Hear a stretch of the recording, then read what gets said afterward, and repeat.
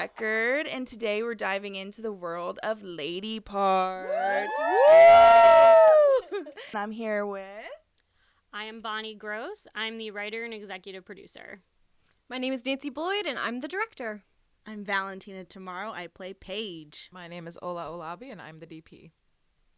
I'm Veritine. I'm the gaffer.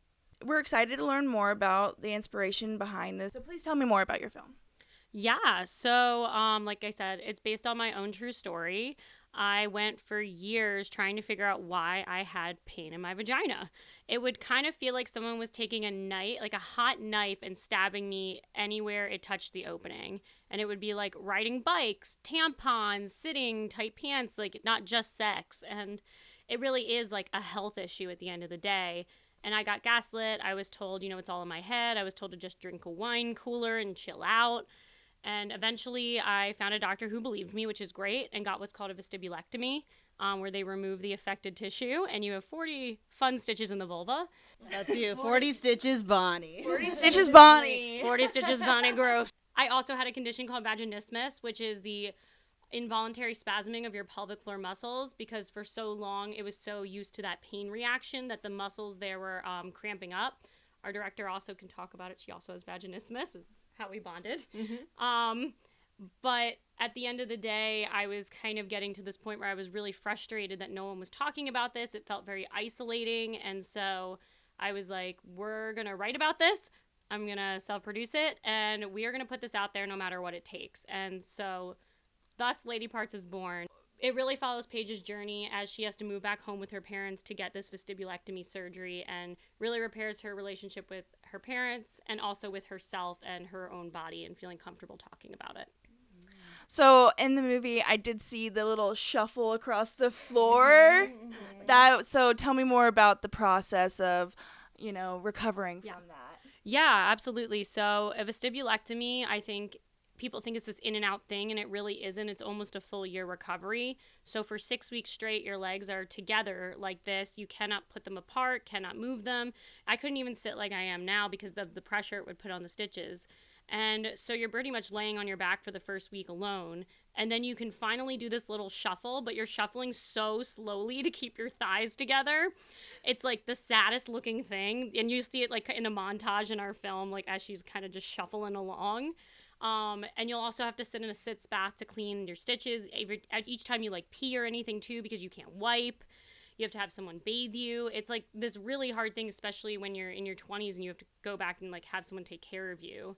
And I think also after that, you then do pelvic floor physical therapy, because all your and like it's not even just your pelvic floor, your legs haven't been used in 6 weeks. And so you're kind of relearning how to walk. You're using what's called dilators, which you'll see in the P of our logo. Yeah, the dilator there. You'll use those to kind of retrain the muscles and stretch them out so that, when something goes in, they don't spasm. And it kind of follows this journey throughout the thing where you can kind of see all these processes happening, but it's really hard because, it's a full-time job keeping up with your medical, all the bills, because it's not covered. The movie and how y'all came up with the ideas and making it. The process of making the movie. The process of making the lady parts. So like I said, it was based on my own true life story. I wrote it, and it was originally a TV pilot that I actually submitted to Austin, ironically, like years and years ago, and I got the feedback to make it into an indie feature. They're like, I think this would be better. And so I was like, yeah, absolutely right, and I'm furloughed right now during the pandemic. And so I changed it into an indie feature. And I was getting kind of sick and tired of just kind of waiting around for maybe somebody to buy it, someone to help me. And I was just like, screw it.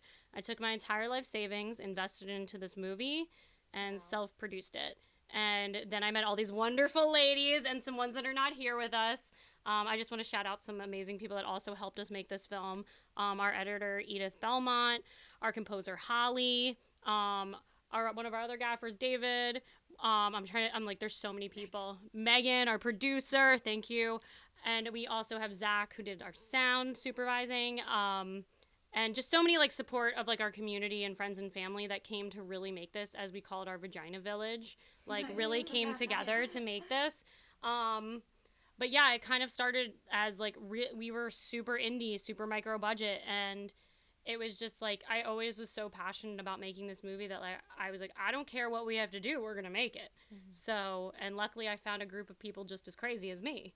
I know. I love this. I love this energy with all these ladies. Y'all are awesome. So what is your favorite part of making this film? Oh, my favorite part of making this movie was meeting all of these amazing people, and every day on set, it just felt like summer camp. Honestly, Girl Scout camp is what it was, because we were all filled with challenges every day, and we were having so much fun making it. Like, Bonnie cut my bangs the night before on set one day. We would just, like, drink wine and create, like, there's, like, this beautiful bedroom, like her childhood bedroom, and it has, like, all of the things that we loved as, you know, teenagers and kids. And so we all just, like, kind of have our fingerprints on the movie. And so going from making it and then seeing everyone's influence on it is really beautiful.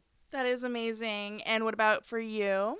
I think my favorite day on set, now that I think about it, is when we rented out for free, thank you, a medical play set from a sex dungeon in North Hollywood because they had a doctor's room, and you had to unscrew what are they called?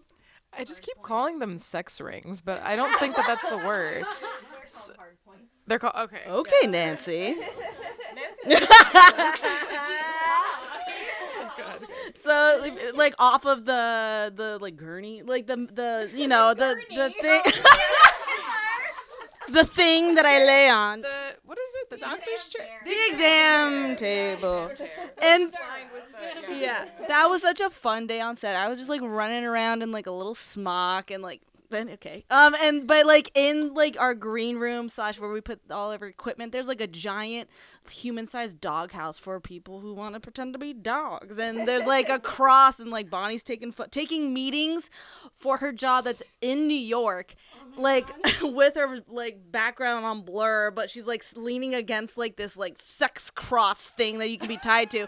But also, and next door was a 12-year-old boy rapper named Little Steezy, Shout out Lil Steezy. who kept bumping beats that were so loud it was interrupting our sound recording. And so they go over. Do you want to talk about trying to talk to Little Steezy? Please, I walked over there because we were just hearing noise and we didn't know what was going on. And so I walked in there, and we walk into a recording studio, and we don't see who's in this chair doing all of the work. And I go, hey, is there any way that we could work something out where maybe you do your work for 10 minutes and then we record something? If I say action, if you could just be quiet for 2 minutes, that would be great. And then this 12-year-old boy with a backwards cap turns around and says, we're conducting business.